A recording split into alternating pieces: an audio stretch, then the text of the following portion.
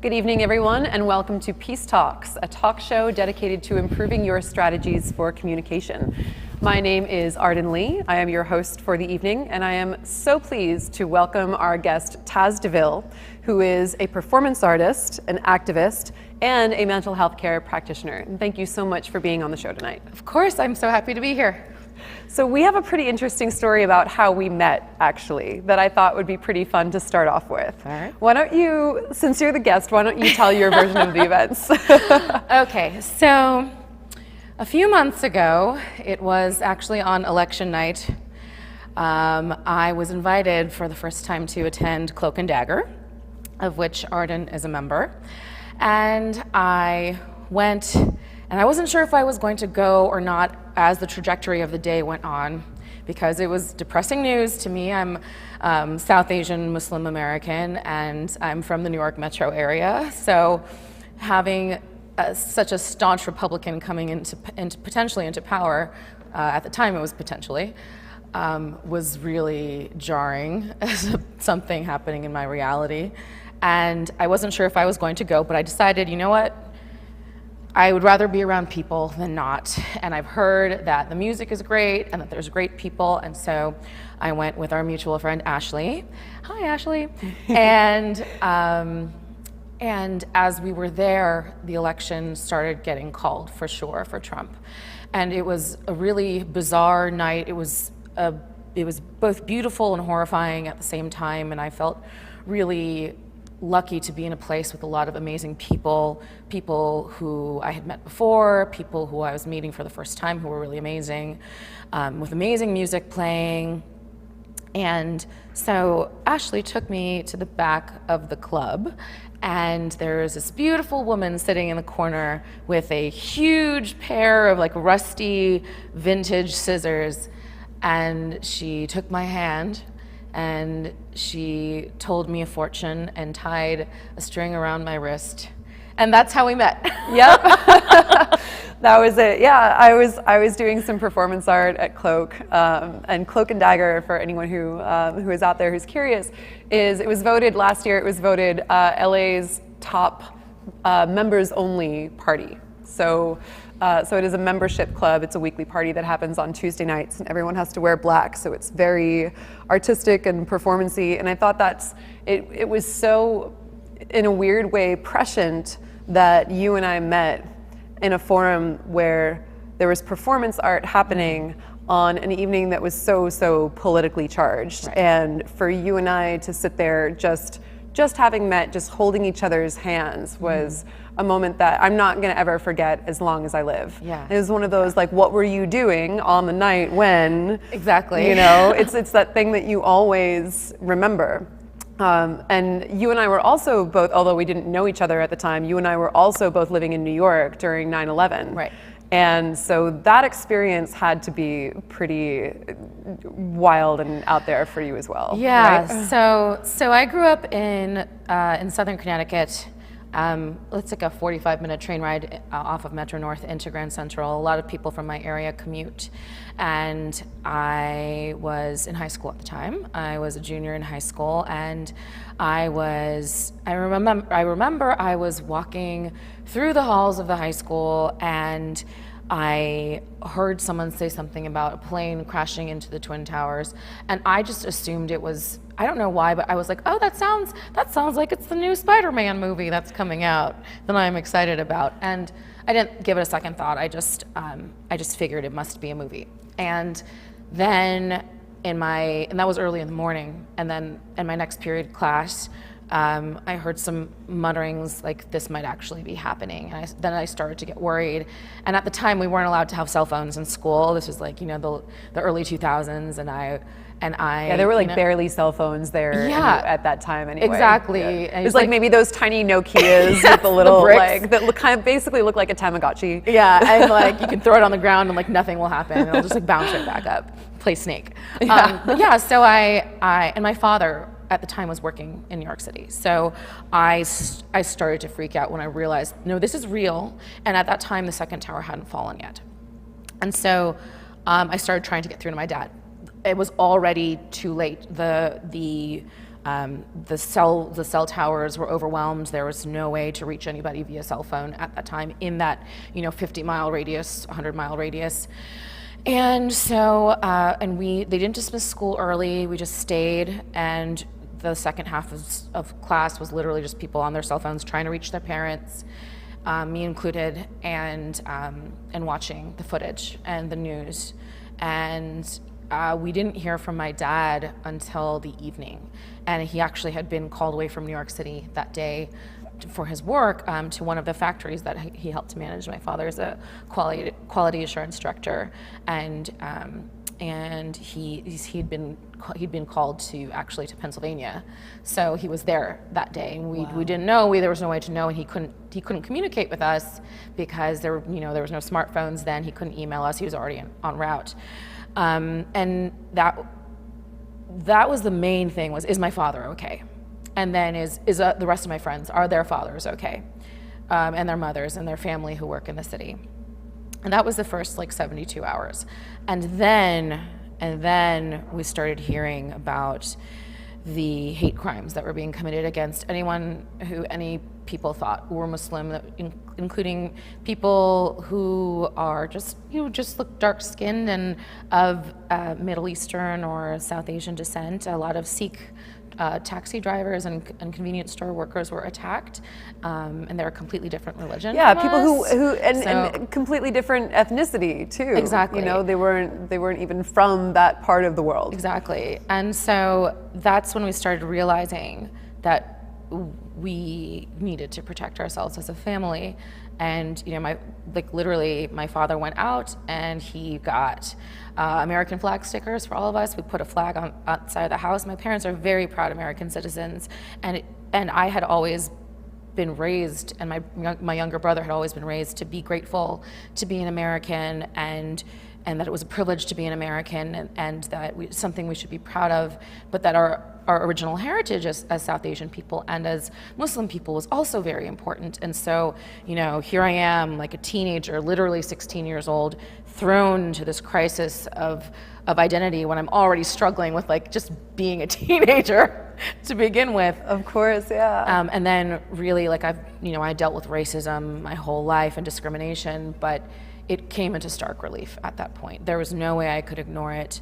When people are calling my younger brother a towel head, and when our house is getting egged, and people from our community are just disappearing, we don't know where they went. And on the other hand, we had a number of people who were killed in the attacks in our community. A good friend of mine from high school, her father passed away. A number of other people's parents and friends and other family passed away. It's already not something you ever want to go through, but being in that vicinity where we could hear the helicopters overhead and we could smell the smoke from where we lived and see it from the city, it was another thing altogether. Yeah. It was intense. It was really intense. I can imagine. And I mean, of course, I was there in the city. I was at NYU at the time, and I walked down from, I got a phone call that morning from my roommate's parents just to the dorm line, and they were like, "Is Krista okay?" And I was just like, as far as, yeah, why wouldn't she be? Yeah, she left for class half an hour ago, I assume so. And they were like, "Okay, thanks." And I was like, all right, parents worry, whatever. Right. And then I walked out of my dorm. I was living at Union Square. Oh, and so okay. the intersection of 14th and University was just, there was it looked like a giant circle of people, and I was just like, this is a weird place to have a street fair. Right in the middle of this intersection, which is a very prominent intersection right off Union Square in New York City, not anywhere that you would normally think to cut off traffic, as you know. Right, yeah. And I walked down and problems. I'm like, "Hey guys, what's going on here?" And they're like, and the first tower had just fallen. And so I look up, and sure enough, the sky is in flames, and I'm sure, in my experience, it was difficult enough for me, struggling at the time as I did with mental health issues and covering it with just lots of school and lots of, just work and everything, and having everything come to a halt. Right. And being like, well, where are my coping mechanisms, but. Yeah. But in hearing your story, it's like obviously I had it pretty easy. Well, you know, when you give them the circumstances. You know what? I don't know that it's helpful to compare things in that way. I think it's just very, very different experience. You know, obviously with similar threads, but you know, I don't know that it makes sense to compare misery. You know, like it's the whole like the oppression Olympics and the you know that's it's a good point. like the virtue signaling type of thing. It's, you know, I think anybody. It was hard. I think it was hard for everyone in the world, and you know, for better or for worse, the U.S. is a superpower and has a tremendous influence on the rest of the world. And for something that big to happen to us, and then like it's the different pockets of the country, and I truly believe that's when the threads that were anchored in that time period, I think, are the roots of the hatred that's been growing to this day. And, you know, it's been, 16 years? Is that right? Oh, God. Yeah, wow. Literally half a lifetime for us, half a lifetime away. And, you know, that's a long time for a seed to become a tree. And I think it's a tree, and I think it's deeply rooted. And you know, it's very hard to unroot a tree without major disruption. And I think that's what we're seeing. Yeah. I think that's why these types of communications are important, because to do it peacefully without, and to subsume the hatred, I don't know. It's really hard. It's so hard. I can only imagine in that case. But I absolutely agree with you that what we're seeing now is there are so many structures that are crumbling. And I think, in my opinion, what we're seeing in Donald Trump's presidency is all of that rottenness, all of that deterioration that's been festering for the past 2 decades really coming to the surface. Because Trump, by being president of the United States and by not even attempting to hide anti-Muslim sentiments among a lot of anti-other sentiments. I mean, not even just, you know, not even not attempting to hide, but literally putting it out there and trying, you know, trying to legally come up with, you know, a way to ban Muslims from traveling into the country, which is just ridiculous. Did you hear what he said recently about Colin Kaepernick?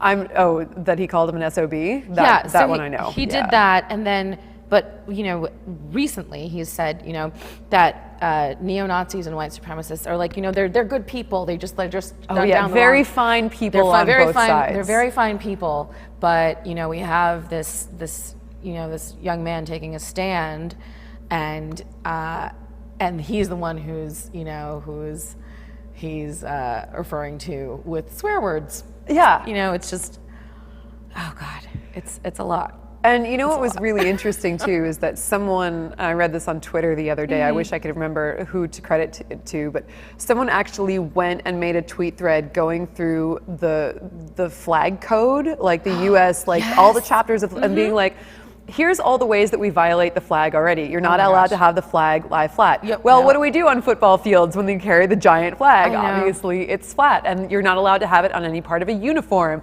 Look at all of the flag, you know, the flag uniforms that we have in the NFL, you know, all of the stars and stripes. You're not allowed to have it as part of any apparel, you know, but people, especially Republicans, wear that stuff all the time. Or for marketing. And there's like, you know, like Budweiser and other beer companies, I'm sure, not to call out Budweiser specifically, but that's the example that I saw. You know, it's there on their marketing, some of their, like, you know, 4th of July marketing packages, and we have, you know, like napkins and plates and things at Party City. Like, you know, I was a Girl Scout, so we studied the flag code, and it's in horrible violation. A lot of the time, actually. So. And not to mention all the Republicans who flew the flag upside down when Obama was elected. Right. So it's like, and the thing is, we all know it's not about the flag. Like, we all know that it's about internalized hatred and racism, and in some cases misogyny, and a whole host of other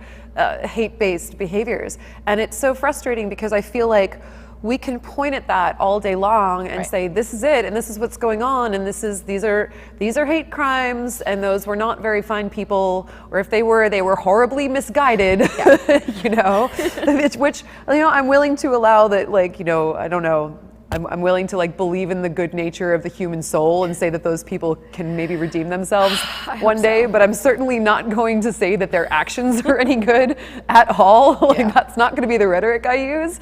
So it's like, you know, they're not even making an attempt anymore to hide what it's actually about. And people like you and I can call it out all day. And unfortunately, it's just not.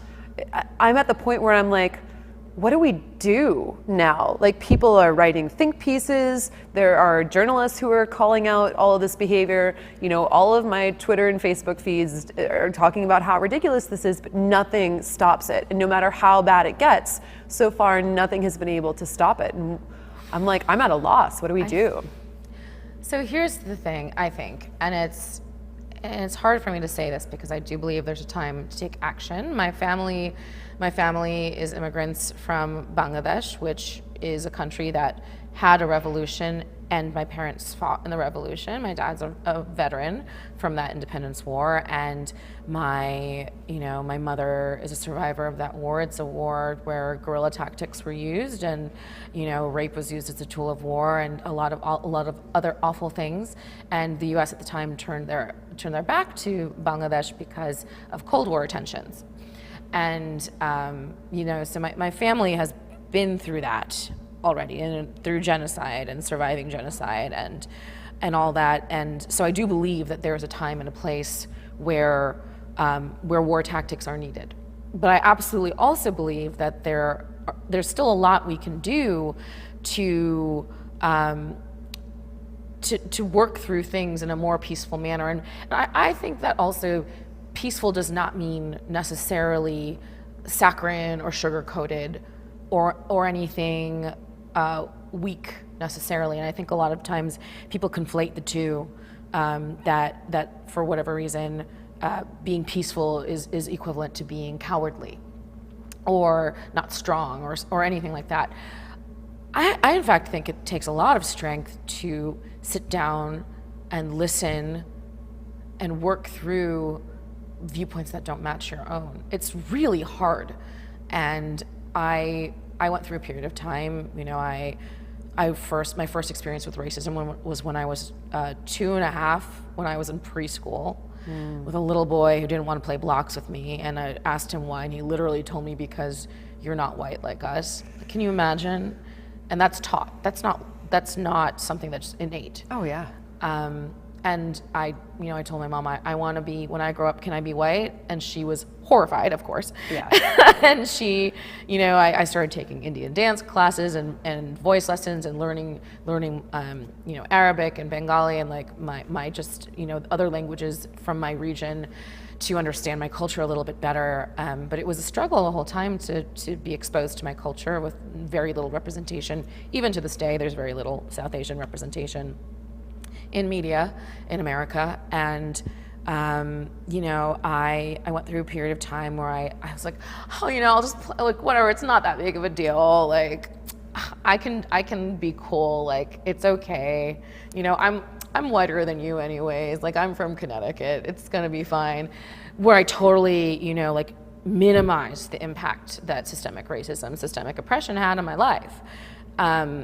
And that was, you know, in high school, and that got called into question when 9/11 happened. I couldn't ignore anymore the fact that I was clearly brown, and I was pretty clearly South Asian. My full legal name is very Muslim. My first name is literally from the Quran, and my last name is Persian. So, you know, there's like no hiding. It's not, you know, there's no escape.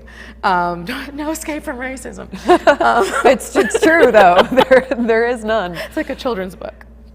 No escape from racism, a children's story. It's sad, but it is, yeah, right? No, it's true. And so when 9/11 happened, I had to start really thinking about what does it mean that I'm Muslim? What does it mean that I'm liberal, that I'm an American?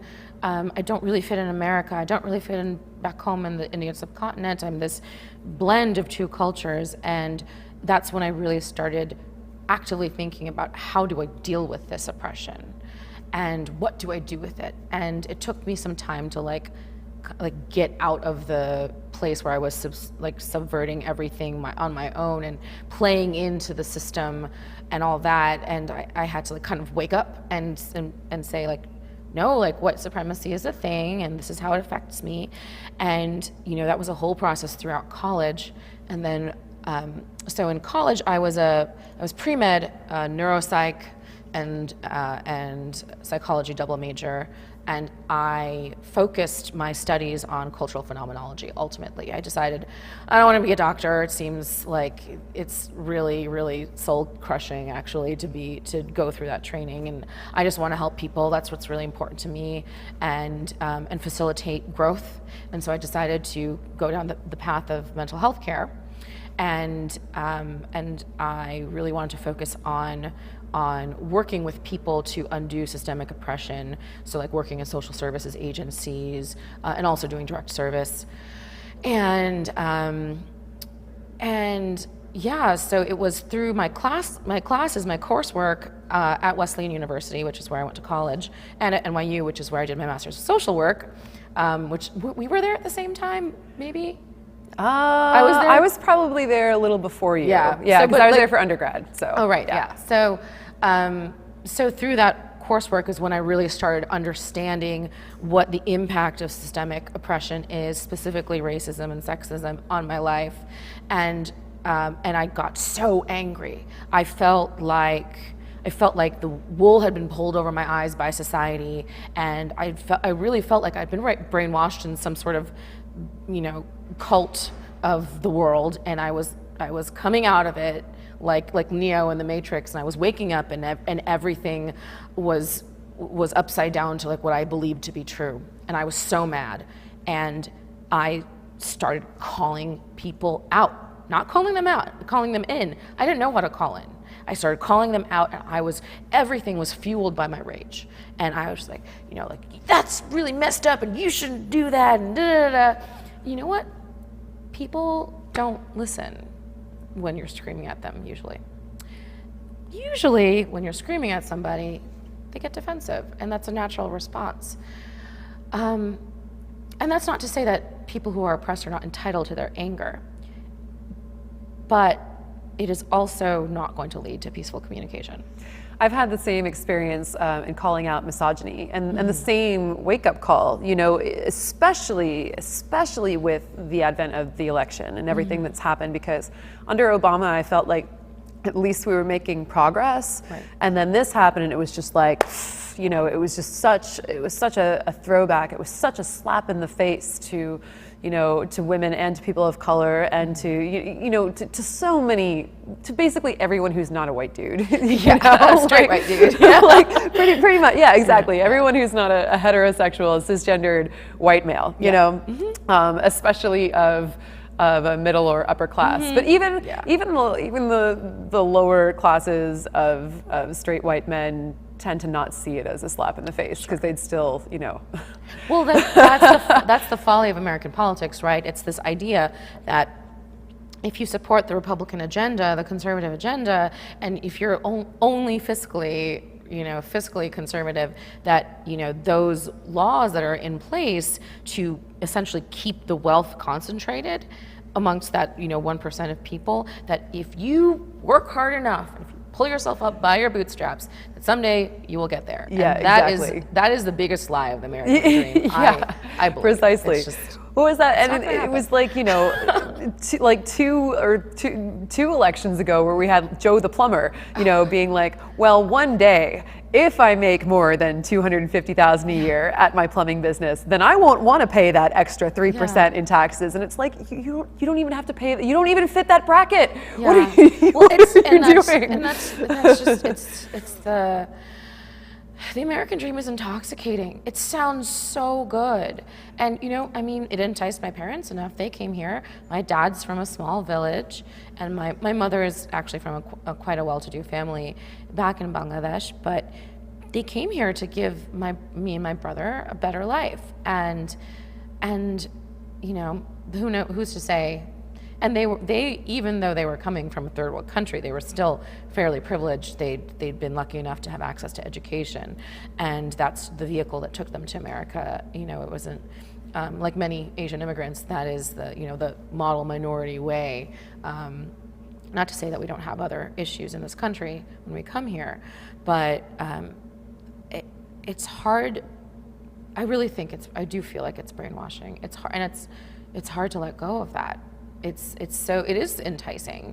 It does sound great. And I'll take it even a step further with those people, the specifically white lower classes, is that I really think for them, they're holding on to, I'm not the first person to say this, but wherever I heard it or read it, it really rang true for me, is that they're holding on to that racism because in many ways it's the last thing that they have. It's like, we may be broke and we may be living in a trailer and we may have no money and no privilege whatsoever, but at least we're white. And if you take that away from them by giving people equality, then they feel like they're losing out on the one way that they beat the other people who are out there. And it's whereas a candidate who is actually looking out for economic stability, who is actually looking to raise taxes for the wealthy and give tax breaks to the people who really need it, and to aid education and welfare and all that stuff that would actually benefit those people. And they're like, no, because that means giving up who I am. Right. I think I saw something recently, and it was, I'm not exactly sure how it was phrased, but something along the lines of people in power fear that equality means that the people who have been oppressed will treat them the way they've been treating the people they've been oppressing. Oh yeah. And all you have to do is think about that to realize how messed up it is. Exactly. Right? And it's like, well, yeah, if that's what equality were, then yeah, that would be terrible if that's what it was. But and that's the thing. Power is an equilibrium. There is a finite amount of power, and in order for it to balance out, some people who have power have to lose the power. And you know what? When has anyone ever let go of their power? Well, I would say in most cases, when has anyone ever let go of their power freely? Yeah. Although, and this actually brings me to something I wanted to ask you about as well. I was going to talk to you a little bit about the whitewashing that's happening in Hollywood. And we did have that, who was it, Ed Skrein, who gave it his role in Hellboy when he found out that it was an Asian character. And so it's kind of like we made enough noise about how bad, Ghost in the Shell and Emma Stone in the movie about the girl who was supposed to be Hawaiian. And then also even in Doctor Strange. Right, yeah. Tilda Swinton. And I love Tilda Swinton. Like, don't get me wrong, I love her. I think she's amazing. But come on, yeah, like beautiful space alien that she is. It's still. Yeah. She's still not Asian. And of course, we could talk about the prevalence of how many white shamans there are in the world and whether. I think about that a lot, actually. And, as I explore, the boundaries of witchcraft and magic and sorcery and all that. And this, I don't know if we've talked about this or not, but I've been trying to find information on magics from my part of the world, and it's really hard because even in the world of magic, there's white supremacy present.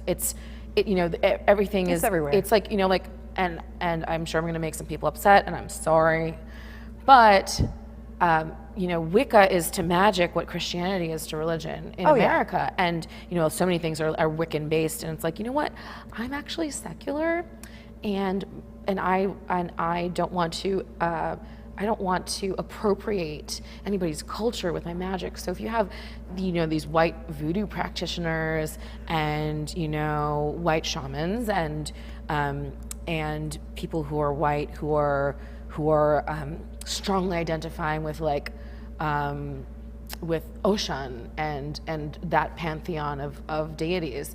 It's like, you know, or like even in my culture, people being like, well, you know, like I really do identify with Kali. I'm like, you don't even know. Yeah. Like, maybe you do know, but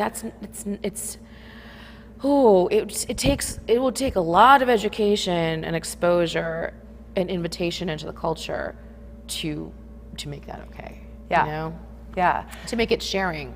And I do think there's a appropriation. difference too between like have your personal practice, you know, like I have relationships in my own spirituality with deities from across the pantheon, but I'm not gonna dress like one and go to Pagan Pride Day and make a lot of people feel like I'm a jerk, you know, because Sure. I wanna be sensitive to people. So Right. it's like, and that actually, that is another question that I wanna ask you, because I don't necessarily believe that we're served by a world where we're not allowed to learn about other people's Right. cultures. Yeah. But there's a fine line Sure. too. There's and you know, and I've sat in healing circles with a Caucasian presenting shaman at the very least, who is white passing, and you know, and I went because at the time that was the only one that was accessible to me, and I don't regret that necessarily. But it's also like, well, let's make sure we're really honoring these indigenous culture, not only honoring the indigenous cultures, but also if you're going to be in that role,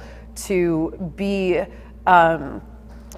just to be responsible for the privilege that you hold. And you know, in some of that community recently, there was some division and some splits because there were people who were so spiritual that they didn't see privilege, and it was a problem. It was a problem, and there were so many. That must be nice to be so privileged that you don't see. I don't attune to that vibration. I prefer to stay positive, and it's like, well, the fact that you have that choice Right. is what your privilege is, and you know, to the credit of many people present, they were really tried to be patient and to educate others, and at some point, you know, it did happen where I personally felt like I have to. This is no longer a community where I feel like my views. I have a problem with supporting this, even with my presence, even Sure. if with my endorsement, and so Right. so I stepped out. But Yeah. what do you think? You know, because certainly I love a lot of world cultures, but I also don't want to be a jackass. You know, and I think that's really important. That's awesome that you don't want to be a jackass. You know? That's a great place to start. I mean, obviously I'm not the alpha and the omega on this, but it's something I've thought about a Yeah. lot. And I think a lot of it ends up coming down to what are the, how is it that you're coming into the knowledge? Like, is it being shared with you in some way? Or are you exploring it on your own, or are you forcefully taking it, or you know, so on and so forth. And additionally, what do you seek to benefit from it? And I think, you know, there's a personal benefit, like what you're describing, with finding resonance with deities across the, you know, the multicultural pantheon. But then there's so here's an example. I love Gwen Stefani. I've admired her since I was very young, and she, you know, used to be in a very long-term serious relationship with Tony Kanal, who is also a member of No Doubt. And so I can only imagine. I have no proof of this, but I can only imagine that when she first started wearing what we call churi, the tiny little bangles, the metal bangles, and the bindi, I can only imagine that came to her by way of cultural sharing initially. You know, she was dating someone of Indian descent. You know, I've done this with my own partners in the past. You know, it's there's a time and a place. You know, if you're going to a wedding or you're going to a festival or something, and you want your partner to feel included, and you want to share your life, and that's a very natural thing to do. But I think where the line was crossed in her specific circumstance. And I remember feeling very confused about it, because on one hand, when I was 12 or 10 or whatever, I was like so excited to see my culture represented, but I also felt really weird about it being represented by this blonde white lady from Orange County. Yeah. As much as I loved her, I was like, yeah, but when I do that, people make fun of me. Like, people call me like like pretend like I smell like curry and like that I'm so weird and whatever. But she can do it, and it's really awesome. But when I do it, I get made fun of, I get teased and bullied. And I think the line crossed, like for her in this particular example, when she started profiting off of the bindis and the jewelry and like, you know, like the different trappings of South Asian culture. And it was because, you know, a white woman made it appropriate or like made it trendy. Like that's what, you know, something that we've been doing for literally centuries. Now, like because a white lady is doing it, it's like now it's hip and cool and like, you know, it's and then the effects of gentrification come in, and you have, you know, a little pack of bindis that would cost like $5, like cost like $20. Right. And then the people, you know, you see this in Brazil with quinoa. You know, the people who originated that product, now it's beyond their means because it's been appropriated. Whole Foods, yeah. It's been appropriated by white culture. So I think, you know, it's a sort of thing where, like for example, in some of the performance art that I've done, I've had fellow performing artists want to do like a Bollywood number or whatever, and I took offense to that. And this is the couple of instances I'm thinking of were with fellow women of color. Not Indian, but also women of color. And it really upset me, and I struggled to try to think of, okay, what is it about this that's making me upset? And for me, it was the lack of recognition of the origin. And so I think that a great way to focus on the sharing part versus the stealing is to acknowledge the roots of whatever it is, whatever the tradition is, or the dance, or the food, or the deity, or whatever. And so the suggestion I ended up making to these couple of women was, you know what, if you feel so compelled that this is really important to your self-expression and you can't let it go, and it just like keeps you awake at night, and it just feels like the strong resonance, you have to share it with the world. You know, tell people like where you bought that dress, where you trained in that style of dance. Give them props, give them shout outs, make sure that the recognition comes back to the original community. You know, if you're feeling a strong resonance with a particular deity one day and you want to talk about it, you know, a good way to handle that would be, I think, to give some, to link to local sorcerers or magic workers who are of that origin, so that it is a sharing. Like you're sharing the recognition, you're sharing the cultural capital that comes from being a person of privilege, exposing this to the world, so that, you know, if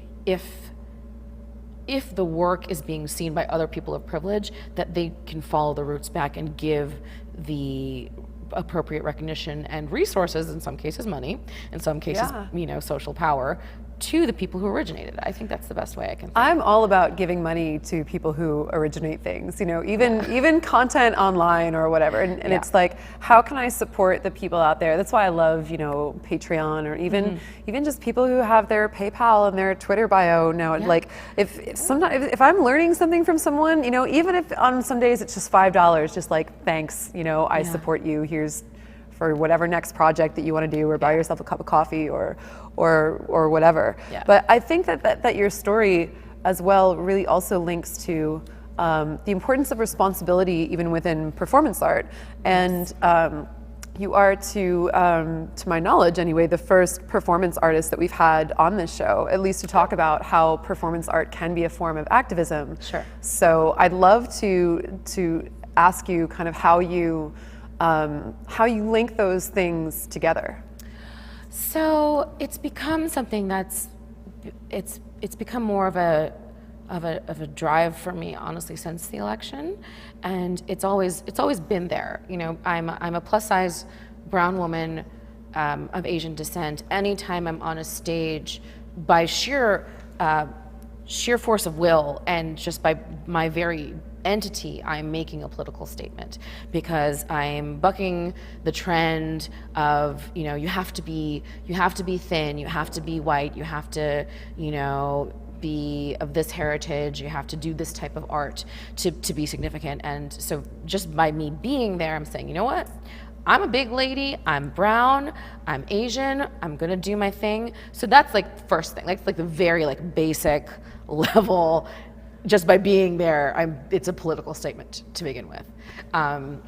Because especially in an art such as burlesque, where you're yes. also challenging the mainstream norms of what is considered sexual. Exactly. Which is in itself is a form of resistance. Right. And again, women of color are expected to be sexual in a very specific way, and it's usually based on the white male gaze. And then plus size women, again, are only expected to be sexual in a certain way, and like in whatever's deemed appropriate. And that's even a very recent development. And then there's the idea that, you can be fat, but you have to, only if you have an hourglass shape, like God forbid that you have a different body type. And then you take what the expectations are of Muslim society, and Muslim sexuality, and then you take what we allow Asians and how we allow Asians to be sexual, and it's you ball that all up together, and here I am just saying everything that you expect is not what you expect. Ta-da! So that's the surface level. More specifically, there's a couple of things that I've done. So I am a member of the burlesque variety troupe local to LA, the Brazen Booties, and we do a variety of arts in addition to performing burlesque. And so, I sing. We have someone who does belly dance, pole dancing, hula hooping, very classic burlesque with like fan dancing, and fire performance, aerial arts, drag, and we are a very eclectic group ourselves. We're majority queer, majority women of color, and we. So again, just by our very nature, we end up making a political statement, because a lot of burlesque in general, and especially in LA, is very thin and white, and so there's that. But in addition to that, we have a code of conduct that we abide by, and in our mission statement and in our code of conduct, we have specific language that reinforces that our performance art is meant to uplift and enhance society, and do so in a way that is a commentary and critical of systemic oppression, in addition to being entertaining and and providing amazement and joy. So that's the function of our group, and that is very reflective of each of us who are in the troupe, of our personal missions and goals as artists. So we all came together and we shaped that document, and that's what we aim to present to the world. And that's very closely related to what I do as a performance artist. And so, I had that kind of structure within the troupe. And then I started thinking, okay, well, what is it more specifically that I want to do as, a South Asian, Muslim American, Yankee plus size burlesque performer and singer and dancer. I do a variety of different types of performance art. And what is it that I'm trying to achieve with my art? And more it's becoming a commentary on how people who are like me are viewed, but more specifically how people who are plus size women are viewed in terms of their sexuality, as well as women of color. And as far as I know, there's only a handful of South Asian performance artists of my particular ilk who dabble more in the kind of like going towards the sensual and sexual arts, as well as specifically Muslim. I can count on my fingers and toes the cross section. It's very limited, and so I'm one of the few people who's doing what I'm doing, and my goal is to promote my culture, but also explore the boundaries, explore the contradictions and the expectations placed on us by society, and hopefully to entertain you while I'm doing it.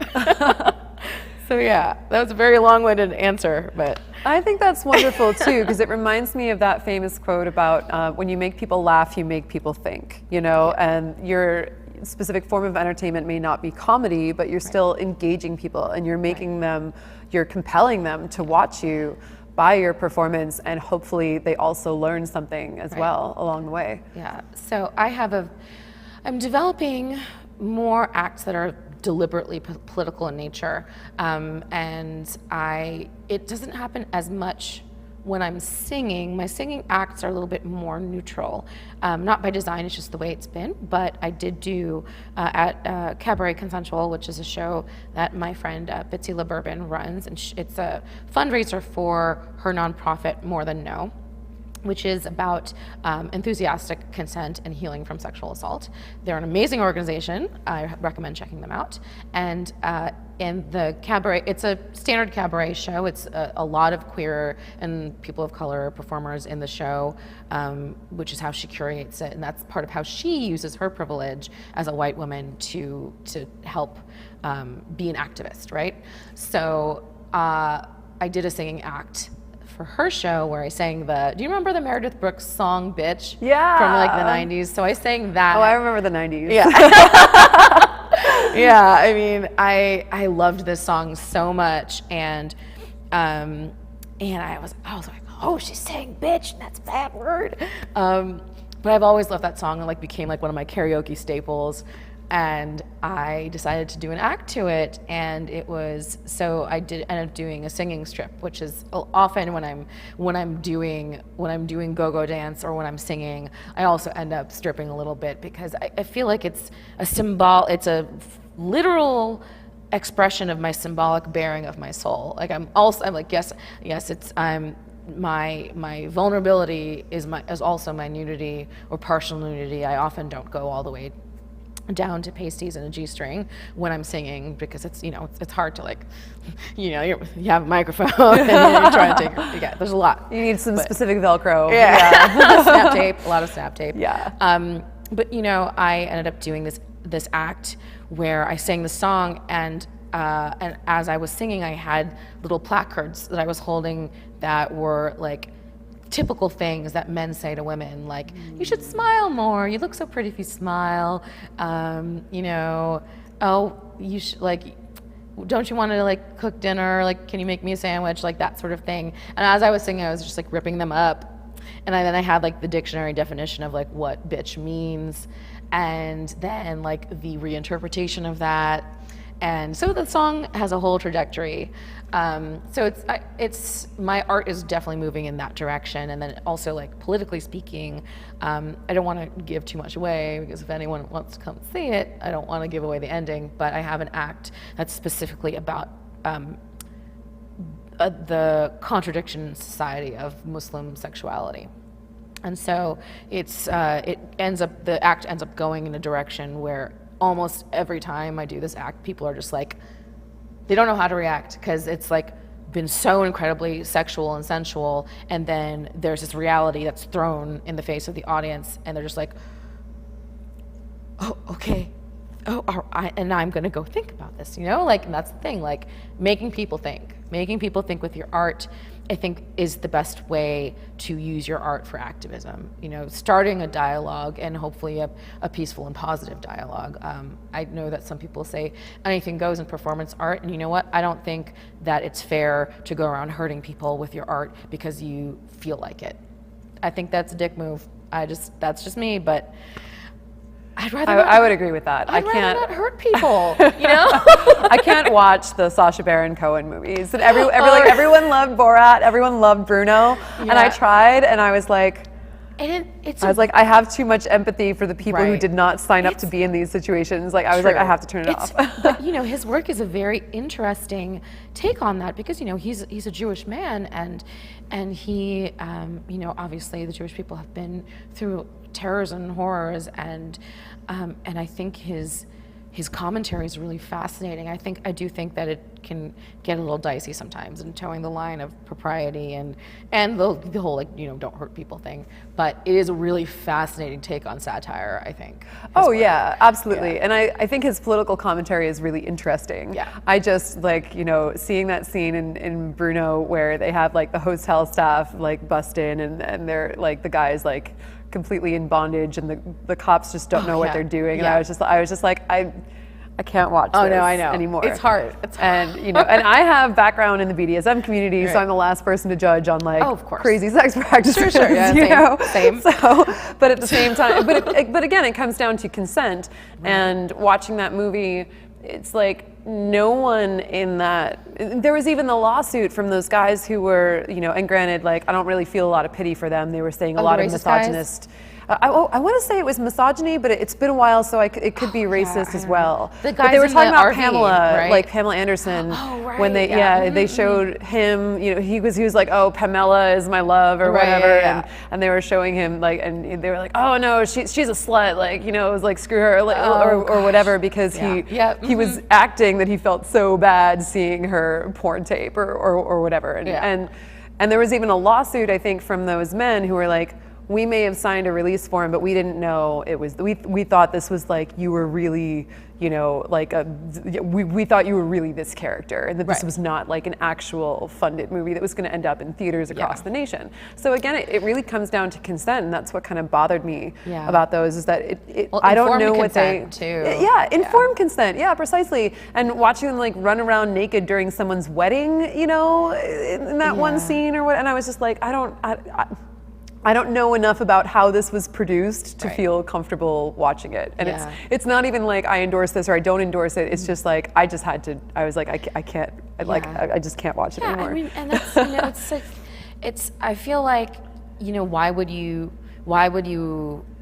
one as a person enjoy something where people are hurt and not feeling good, and in terms of anything really, like it could be sex, it could be comedy, it could be anything else, where someone doesn't have informed and enthusiastic consent, like, and I'm sure that, and I know for a fact that there are people who get off on that, and it's just, and take pleasure from it, and I just, you know, I don't see how we can move forward and communicate as a society in a way that is forthright and kind and actually real communication, where we're listening to each other and hearing each other and digesting it and then processing it and having a response. I don't see how you can do that if you're not coming from a place of mutual understanding and consent and everything. And I think, you know, that ultimately that's what consent is. It's you're having a dialogue about what is and is not okay for the both of you, so you have as level a playing ground as there can be between a group of human beings. And you know, I don't get why that's not where everyone comes from. It's just like, it's so bizarre to me. And obviously, you know, like the president himself, I hate to even call him the president, but like, you know, like he's a role model, and he's going around talking about, you know, grabbing this and touching that, you know, and it just, it's... I think what the world needs in general is just more sensitivity. And I think that we pull ourselves away from where the direction that this world needs to go in by engaging in anything that further desensitizes us to the experiences of other people. And that's so much, I feel like what our culture is suffering from is really desensitization. That's an interesting point. Could you say a little bit more about that? Well, for example, you know, I read commentary from someone the other day. I wish I could recall who it was, but the person was basically saying, think about the fact that we aren't even talking about the fact that the U.S. president used the word bitch in a speech. Like, we're talking about the politics of Copernic and, you know, versus, like, of course, as we should be, but we are so on the decline into desensitization. It's become so normalized that, you know, we've never had a U.S. president, to my knowledge anyway, use a swear word in the middle of an official address to the United States. I know. You know? Yeah, I definitely hear what you're saying. It's, gosh, it's awful. It's, I agree with you, absolutely, 100%. I think, it's the idea of like, this is not normal. Don't forget that this is not normal. Yeah. But, at a certain point, like, desensitization is an important coping mechanism because that's how you keep going. But at a certain point, we talk about this phenomenon in mental health care practice where you have to constantly reevaluate, especially if if you're someone who's been going through trauma and you're processing trauma. It is also important to be constantly reevaluating and being aware of and reevaluating your coping mechanisms. And when they become faulty, and by that I mean when they're no longer serving you and helping you survive your trauma, and instead causing conflict for yourself and with other human beings, where you end up hurting yourself or other human beings, that is a faulty coping mechanism, and it needs to be dismantled because it's not doing what it needs to do anymore. Yeah. And sometimes those are really, really important, and they're security blankets, and I get it, and I've been there. I've survived a lot of trauma in my life, and I totally understand it. And it's a lifelong process.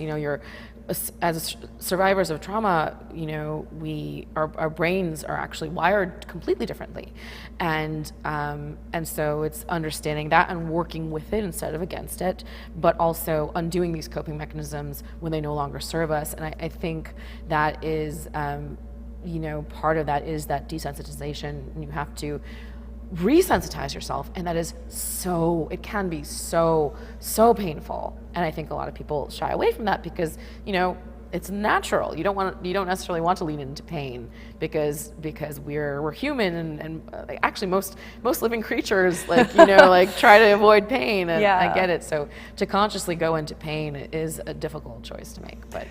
And now we're looking essentially at having to do that as a country. I know. I think constantly and that's another thing. I think it's really hard for us to interact with one another, especially because I think that a lot of the stuff that happened during the election and a lot of the stuff that's happening now, especially with how Trump conducts himself and how his administration conducts itself, and how they all feed into each other's neuroses and personality disorders, which obviously it's unethical for me to diagnose anybody or say anything official, but there are definitely a lot of traits in that group of men, mostly white men, where it doesn't seem like they're necessarily the healthiest people, mentally speaking.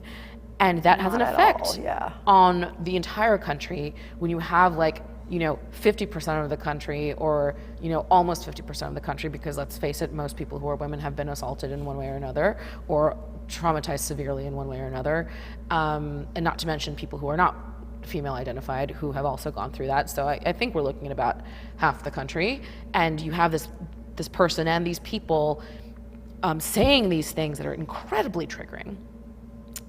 And it's impossible to get away from it. You can't, there's not a safer space away from the government of the United States of America. Exactly. And so you have en masse re-traumatization happening. And everyone's coping mechanisms are doing what they need to do. But not everyone's coping mechanisms are harmonious. Yeah. I have a very dear friend of mine who I love like a sister, and we have realized through other circumstances that her trauma and my trauma, while they're very, very similar, her coping mechanisms and my coping mechanisms are very dissonant. And so we had to sit down with a mediator and work through it and figure out how to communicate, because we were both triggering each other constantly. And I think something like that is what we're seeing countrywide. So how do you communicate when that's happening? Yeah. And that's what I've been thinking about.